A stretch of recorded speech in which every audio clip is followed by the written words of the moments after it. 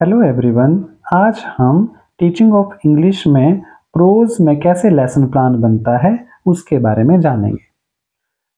Pros के lesson में first है बेसिक इंफॉर्मेशन, जिसमें name of pupil teacher, roll number, class, subject, sub topic, time duration, date and name of supervisor आएगा। आज हमने class 7th का गोलू ग्रोजा नो जो है वो चैप्टर लिया हुआ है। फर्स्ट स्टेप है टीचिंग पॉइंट, कि कौन से पॉइंट्स को इस लेसन प्लान में कवर किया जाएगा, जिसमें कि story Golu grows a nose, character sketch of Golu, curiosity and journey of Golu and moral of the story. Then second step है instructional objectives. At the end of the teaching learning process, students will be able to tell the name of the story and the writer, understand the story Golu grows a nose, tell the character sketch of Golu, realize the value of curiosity and problem solving, learn new words and their meaning, inculcate moral values through story। अर्थात इस lesson plan के अंत में जो विद्यार्थी हैं, students हैं, वो इन चीज़ों को जानने के योग्य हो जाएंगे या वो एबल हो जाएंगे। देन नेक्स्ट स्टेप इसमें आता है टीचिंग एड, जिसमें कि black board, chalk, duster, chart, pointer etcetera जो है वो इंक्लूड होंगे। देन नेक्स्ट स्टेप है previous knowledge testing. Pupil teacher will ask some question to test the previous knowledge of the students. For example, have you ever seen an elephant? What do we call the elephant long nose? Have you ever read the story Golu grows a nose, etc. उसके बाद है announcement of the subtopic.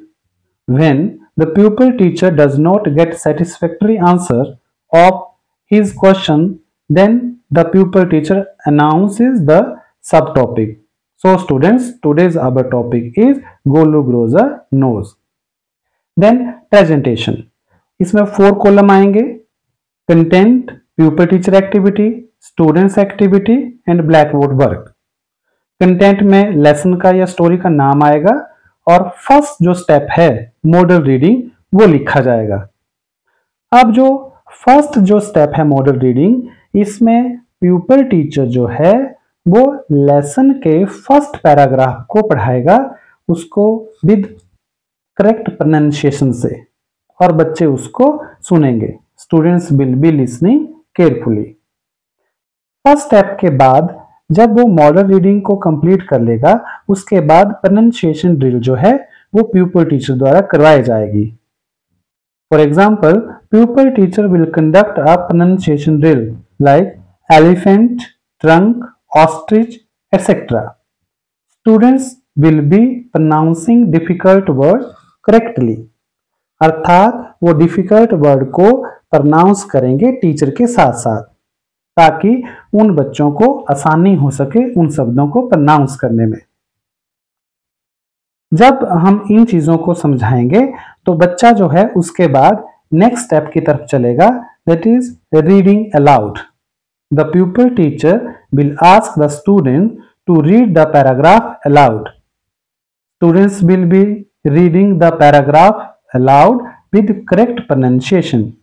अर्थात जो reading allowed है उसमें teacher जो बच्चे को बोलेगा कि वो लेसन को रीड करेगा और बाकी बच्चे जो हैं वो उसके साथ पाठ को या लेसन को रीड करेंगे। देन नेक्स्ट स्टेप आएगा एक्सपोजिशन ऑफ डिफिकल्ट वर्ड। इसको मीनिंग ऑफ डिफिकल्ट वर्ड भी बोलते हैं। फॉर एग्जाम्पल, वर्ल्जी, wiggle, baboon, spotty and boot. इन सब वर्ड मीनिंग को प्यूपिल टीचर जो है वो ब्लैक बोर्ड पे लिखेगा और स्टूडेंट्स को बोलेगा कि वे अपनी नोटबुक में इसका मीनिंग जो है वो लिखें। Students will be looking attentively at the blackboard and writing in their notebook. इस तरह से टीचर जो है वो डिफिकल्ट वर्ड्स के मीनिंग जो है बच्चों को करवाएगा।